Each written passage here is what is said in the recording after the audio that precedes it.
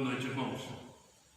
Que a graça e a paz do nosso Senhor Jesus Cristo seja com todos. Hoje nós tendo mais uma oportunidade de estarmos reunidos, cada um na sua casa e juntos, todos nós estarmos com o mesmo propósito de estar glorificando o nome do nosso Senhor Jesus Cristo nesse domingo, que é domingo de Páscoa. E eu quero convidar você para baixar essa cabeça, nós estarmos nos colocando na presença de Deus em oração. Pai bendito, nós te damos graça pelo domingo que o Senhor está nos concedendo e podermos mais uma vez estar reunidos para estarmos ouvindo a Tua Palavra, entoando cânticos de louvores ao Senhor, sabendo que o Senhor é aquele que está sempre trabalhando a nossa vida para nos santificar e aumentando, fortalecendo a nossa fé. Isso traz uma tranquilidade, uma confiança no nosso coração de uma forma muito grande. E eu quero te pedir que o Senhor esteja abençoando cada uma das famílias da nossa igreja, fazendo com que todos, mesmo estando de certa forma afastados por causa desse período de quarentena, mas unidos pela fé em Cristo Jesus, que é o nosso Senhor, aquele que venceu a morte, para reunir todo o teu povo através de um só propósito, que é glorificar o teu nome. E por isso, ó Pai, podemos estar fazendo, através desses vídeos, esse momento de plena comunhão, e que a nossa comunhão venha fortalecer a nossa fé e venha engrandecer o teu nome. Seja, ó Pai, conosco em todo esse momento deste culto e fale aos nossos corações. É que eu te oro, em nome do Senhor Jesus Cristo. Amém, Senhor. Nós vamos estar louvando o nome do Senhor através do grupo de louvor, que prontamente está junto conosco, fazendo com que, através desses cânticos, possamos expressar a nossa gratidão, o nosso louvor, a nossa adoração ao Senhor.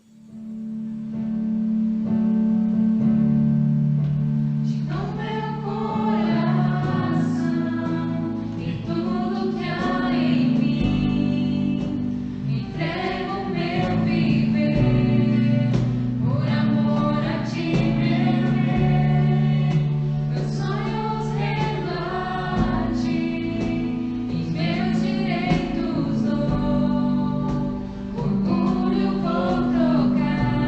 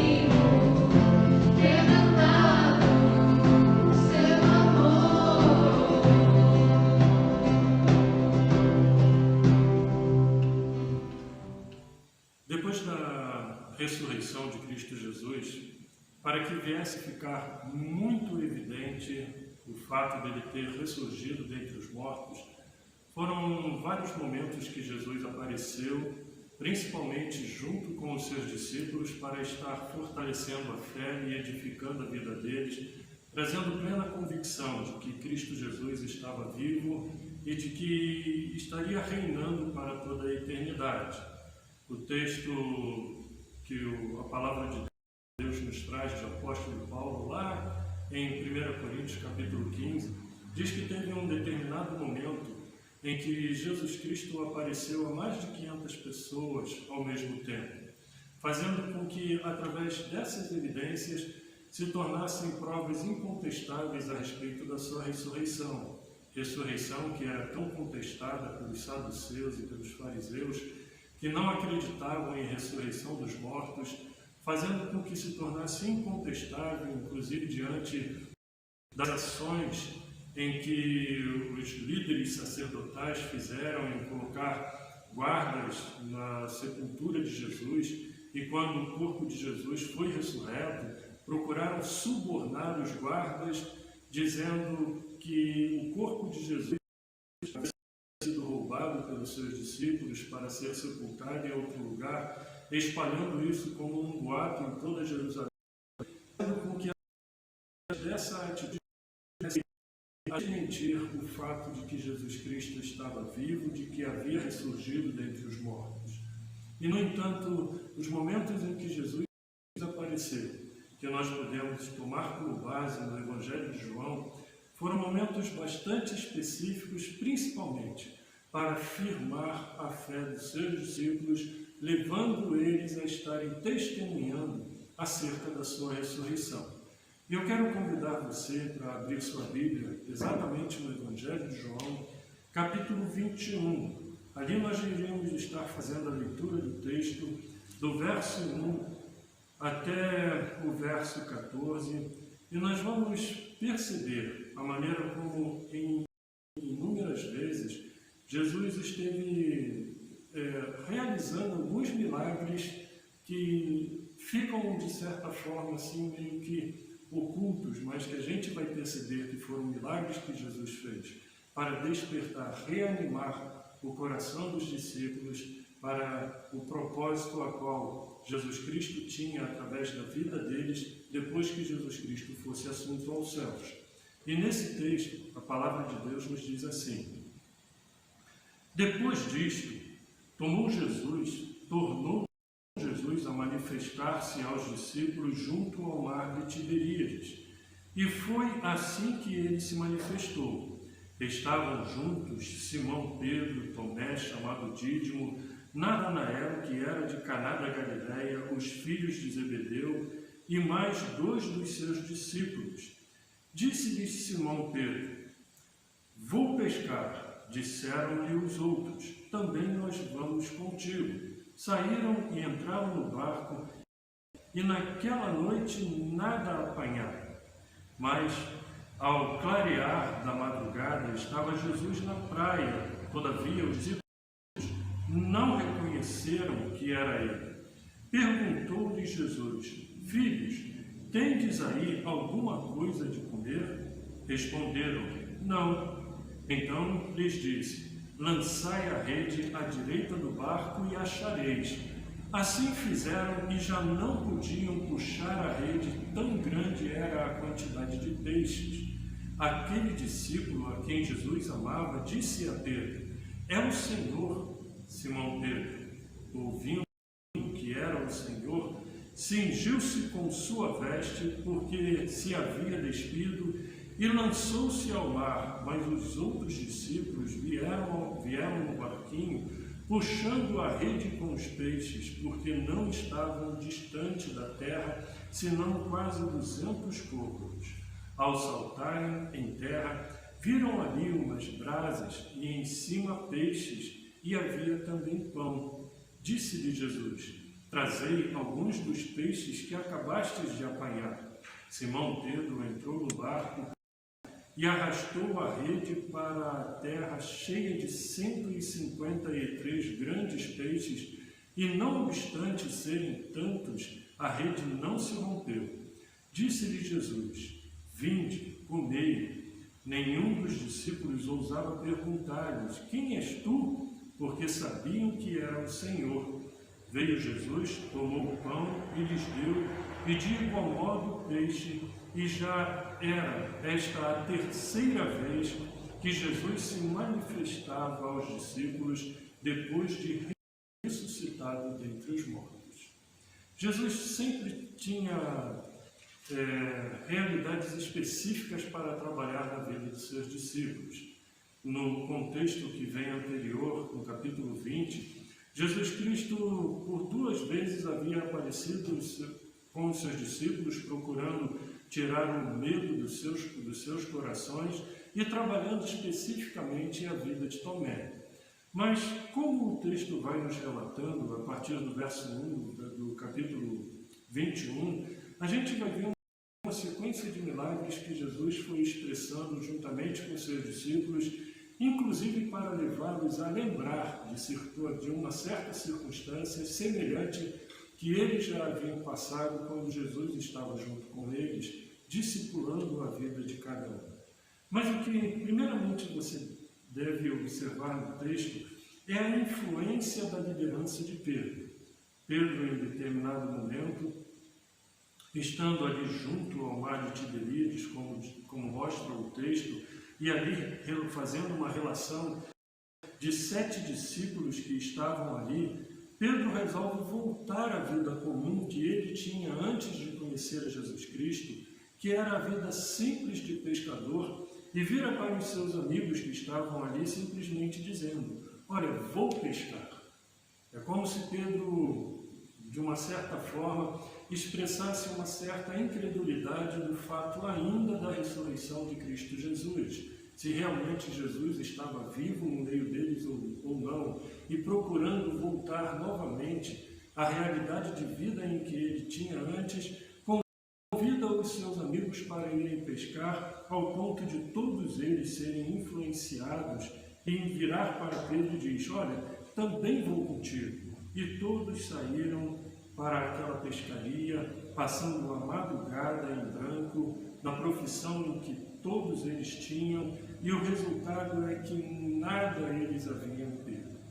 Até que quando voltaram, depois de clarear a madrugada, já dia claro, ao chegar próximo da praia, eles veem a figura de um homem distante, na beira-mar, perguntando se havia alguma coisa para comer, ou seja, se eles haviam pego alguma coisa no mar para poder fazer daquele momento um momento de refeição junto com eles. Era a pessoa do nosso Senhor Jesus Cristo. No entanto, o texto diz claramente que eles não reconheceram o momento em que Jesus aparece à beira do mar para estar pedindo para que eles viessem a trazer peixes. E, no entanto, o que Jesus vira para eles dizendo exatamente em falar: olha, não tendo nada o que comer, o que vocês fazem? Joguem as redes do outro lado. Provavelmente você já deve estar se lembrando de uma circunstância bem semelhante, quando Jesus Cristo, lá em Lucas capítulo 5, na pesca maravilhosa, faz exatamente o que nós encontramos nesse mesmo texto.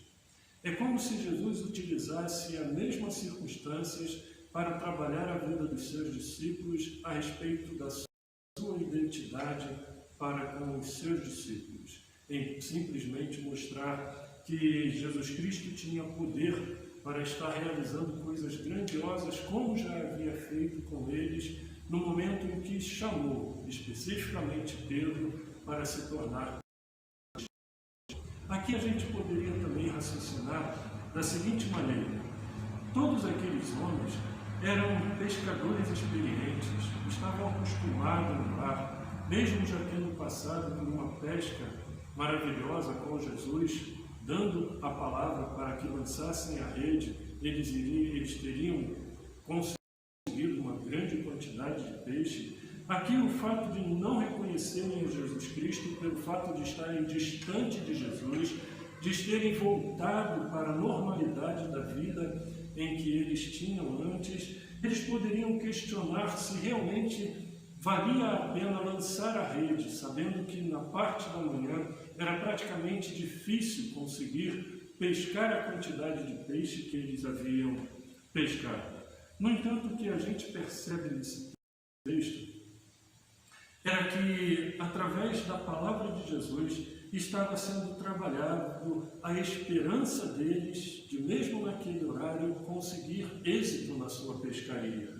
E o que eles precisavam era exatamente, mais uma vez, obedecer a Cristo Jesus, renunciar às suas experiências, deixar de lado o seu próprio ego e lançar a rede da forma como Jesus havia mandado com que eles fizessem e, com isso, através da obediência deles, poder ver o resultado que eles viram dentro dessa pescaria.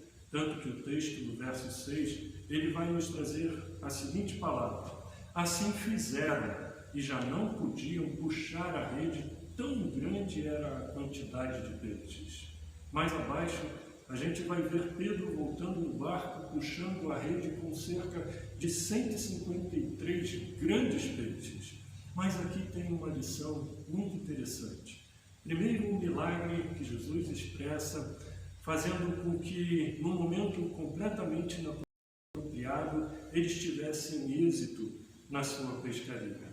É como se parasse e raciocinasse da seguinte maneira: Pedro e seus amigos podiam ter o melhor barco, o melhor material, grande experiência, mas quem tinha os peixes era o Senhor Jesus Cristo.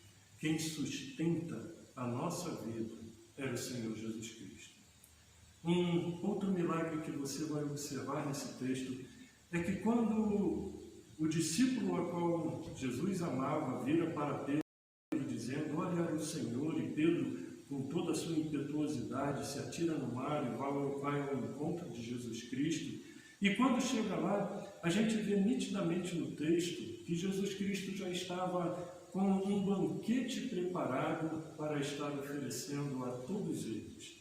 O verso 9 ele nos diz: ao saltarem em terra, viram ali umas brasas e em cima peixes, e havia também pão para que todos eles viessem a se alimentar. E a única coisa que Jesus Cristo vira para os discípulos é dizer: traga também os peixes que vocês acabaram de pescar. Jesus já havia preparado algo para eles. A provisão de Jesus Cristo já estava pronta para estar abençoando Pedro e todos os outros discípulos.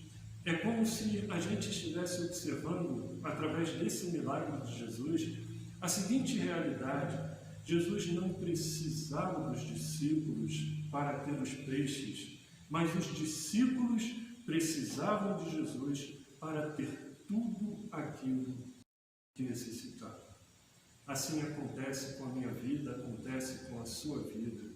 Muitas vezes nós deixamos com que o cotidiano do nosso dia a dia nos impeça de reconhecer quando Jesus está presente, fazendo grandes milagres para prover tudo aquilo que necessitamos para o nosso bem-estar.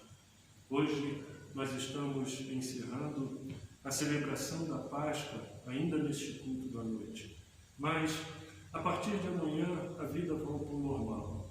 Já está sendo anunciado, inclusive em grandes cidades, que o comércio voltará ao normal a partir de amanhã. Provavelmente você voltará para as suas atividades de trabalho, voltando às suas atividades normais, até aqueles que trabalham na lavoura não pararam com relação a isso, mas às vezes a normalidade da nossa vida nos impede a ter essa comunhão com Jesus Cristo e não permite com que a gente veja milagres dele acontecendo a cada momento para estar nos abençoando. Às vezes a normalidade da nossa vida nos impede de uma comunhão plena com o Cristo ressurreto, nos impede de fortalecer e exercer a nossa fé no Cristo que nos dá a provisão de tudo aquilo que nós necessitamos. mas que você, refletindo nesse texto, possa exercer exatamente o contrário.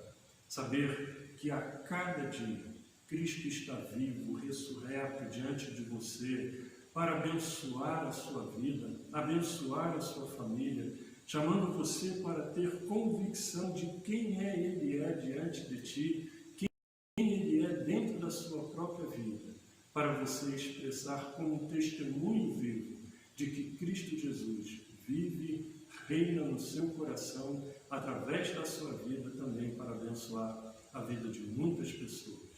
Que você possa ter oportunidade de contemplar os grandes milagres do Cristo ressurreto na sua vida, fortalecendo a sua fé e te trazendo convicção de que você pertence a Cristo Jesus. Que Deus esteja te fortalecendo e te abençoando no santo nome de Jesus. Amém.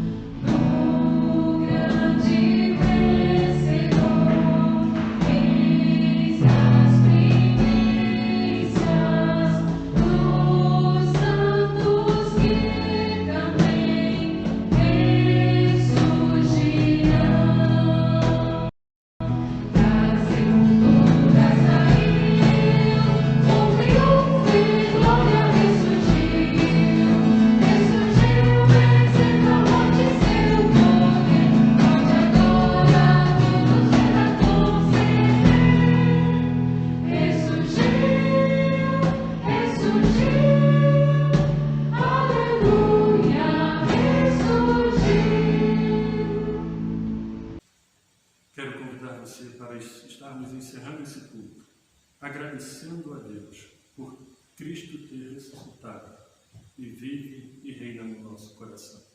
Oremos. Pai amado, te damos graça porque o Senhor é aquele que vive e reina para todo sempre. Toda a tua palavra tem essa realidade de ensinamento para que a nossa fé seja fortalecida no Senhor, em saber que o Senhor sempre está conosco. Não é apenas no dia de hoje em que celebramos a certeza da ressurreição de Cristo Jesus, mas essa certeza está de forma muito convicta no coração de todo aquele que tem a vida entregue nas tuas mãos, crendo em Jesus Cristo como Senhor de sua vida, Pai. Por isso eu te peço que o Senhor venha estar abençoando grandemente a vida de todos os irmãos, de todas as famílias, abençoando a todos os que estiverem vendo e ouvindo as mensagens e participando deste culto, Pai. Que a tua graça seja abundante sobre a vida de todos nós. É o que te rogamos, no santo nome do nosso Senhor Jesus Cristo. Amém, Senhor. Tenha uma semana abençoada pelo Senhor. Que a graça do nosso Senhor Jesus Cristo, o amor grandioso do nosso Deus e Pai e a ação poderosa do seu Espírito recaia sobre todas as famílias da Igreja, desde agora e para todo sempre. Amém. Deus abençoe.